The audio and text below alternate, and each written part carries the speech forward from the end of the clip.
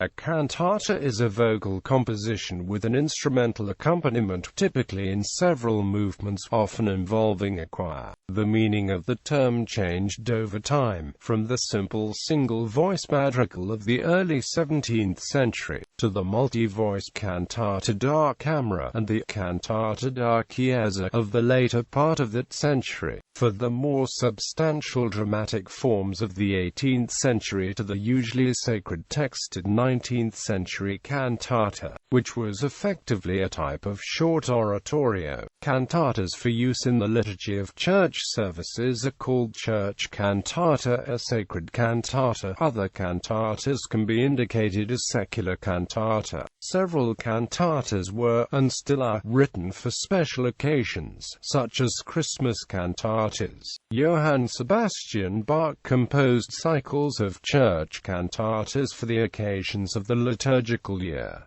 Historical context. The term originated in the early 17th century simultaneously with opera and oratorio. Prior to that, all cultured music was vocal. With the rise of instrumental music, the term appeared, while the instrumental art became sufficiently developed to be embodied in sonatas. For the beginning of the 17th century until late in the 18th, the cantata for one or two solo voices with accompaniment of basso continuo was a principal form of Italian vocal chamber music. A cantata consisted first of a declamatory narrative, a scene in recitative, held together by a primitive aria repeated at intervals. Fine examples may be found in the church music of Giacomo Carissimi, and the English vocal solos of Henry Purcell show the utmost that can be made of this archaic form. With the rise of the da capo aria, the cantata became a group of two or three arias joined by recitative. George Friedrich Handel's numerous Italian duets and trios are examples on a rather large scale. His Latin motet Silete Venti for soprano solo shows the use of this form in church music.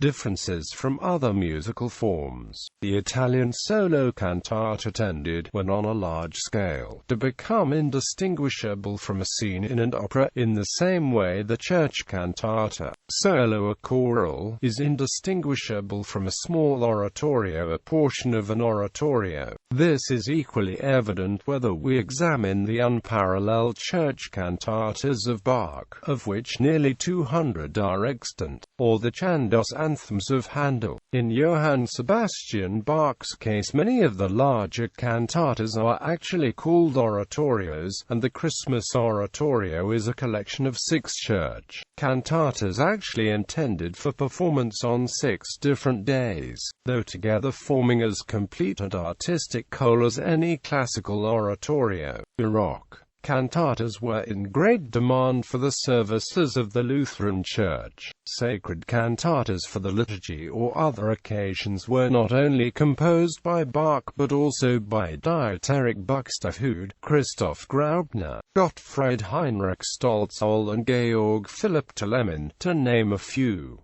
Many secular cantatas were composed for events in the nobility. They were so similar in form to the sacred ones that many of them were parodied to sacred cantatas, for example in Bach's Christmas oratorio. Classical and Romantic period. The term cantata came to be applied almost exclusively to choral works, as distinguished from solo vocal music. In early 19th century cantatas, the chorus is the vehicle for music more lyric and song-like than in oratorio, not excluding the possibility of a brilliant climax in a fugue as in Ludwig van Beethoven's Glorica Augenblick, Carl Maria von Weber's Jubel Cantate, and Felix Mendelssohn's Die erste Walpurgisnacht. Anton Bruckner composed several name-day cantatas, a festive cantata and 2 secular cantatas. Bruckner's Psalm chapter 146 is also in cantata form. Mendelssohn's Symphony Cantata, the Lobgesang, is a hybrid work, partly in the oratorio style, It is preceded by 3 symphonic movements, a device avowedly suggested by Beethoven's Ninth Symphony, but the analogy is not accurate, as Beethoven's work is a symphony of which the 4th movement is a choral finale of essentially single design, whereas Mendelssohn's symphony cantata is a cantata with 3 symphonic preludes.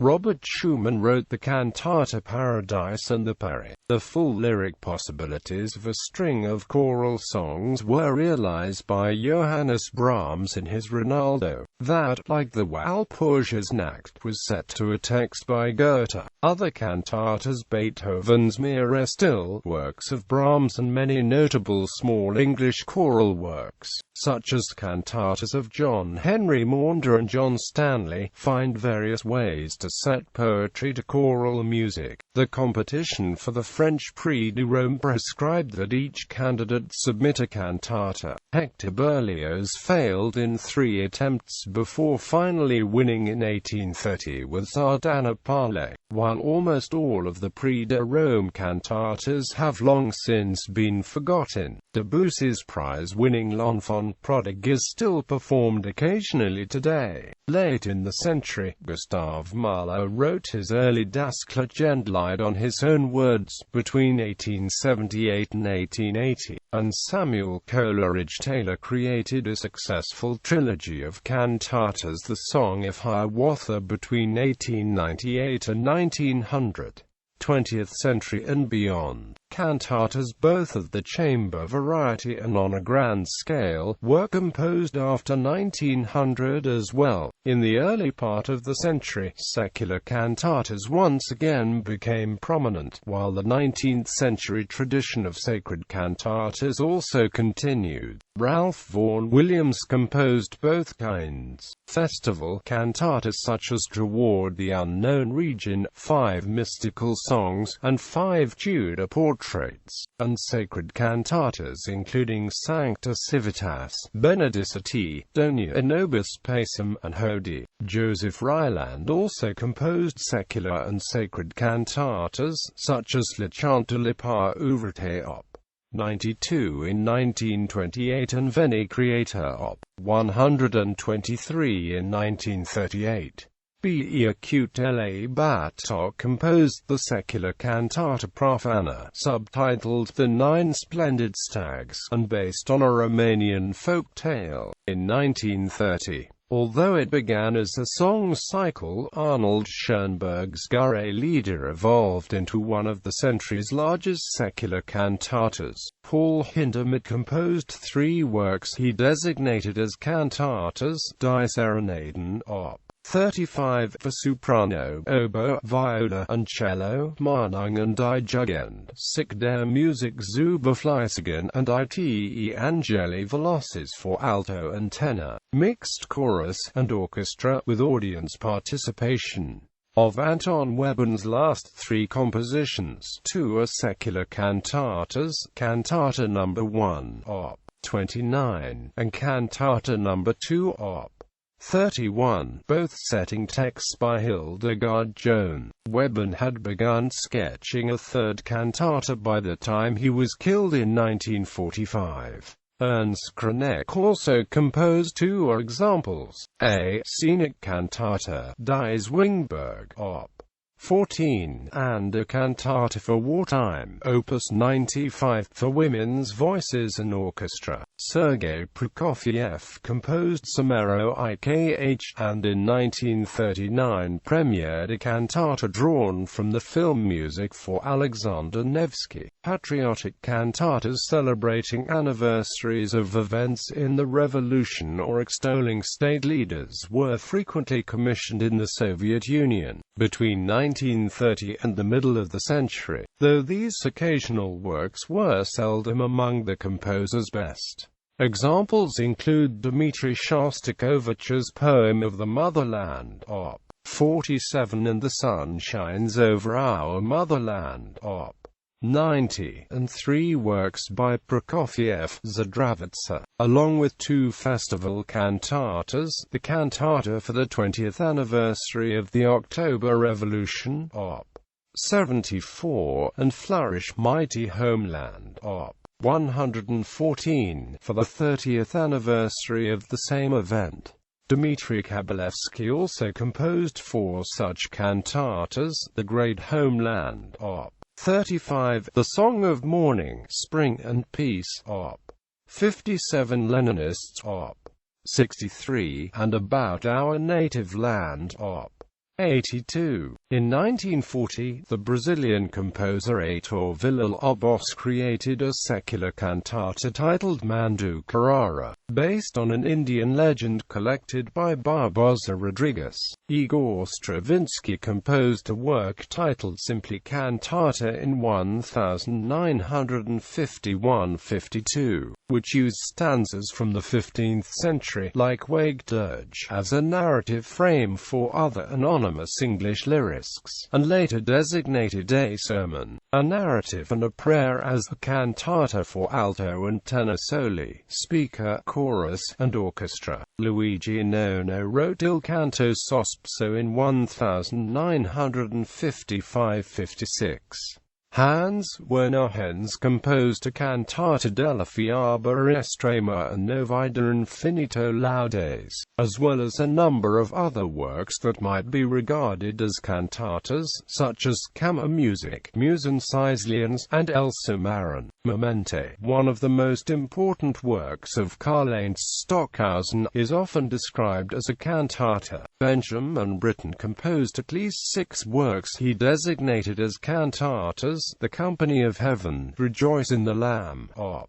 30, St. Nicholas, Op. 42, the Cantata Academica, Op. 62, the Cantata Misericordiam, Op. 69, and Phaedra, Op. 93. Alberto Ginestra also composed 3 works in this form: the Cantata para America Magica, Op. 27, Bomarzo, Op.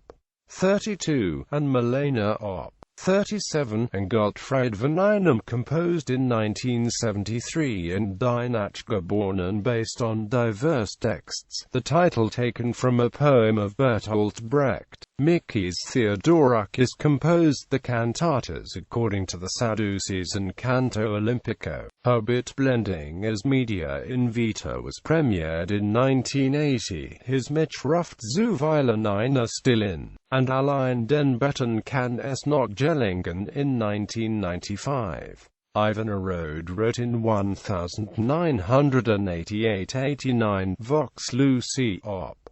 56. Ivan Moody wrote in 1995 Revelation. Cantatas were also composed by Mark Alberger, Eric Bergman, Carlos Chavez, Oswald Klubner, Peter Maxwell Davies, Norman Dello Joio, Lucas Foss, Roy Harris, Arthur Honegger, Alan Hovhannes, Dmitri Kabalevsky, Libby Larson, Peter Menon, Dmitri Nicolaou, Christoph Penderecki, Daniel Pinkham, Earl Robinson, Ned Rorem, William Schumann, Roger Sessions, Siegfried Strobach, Michael Tippett, and Kurt Weill.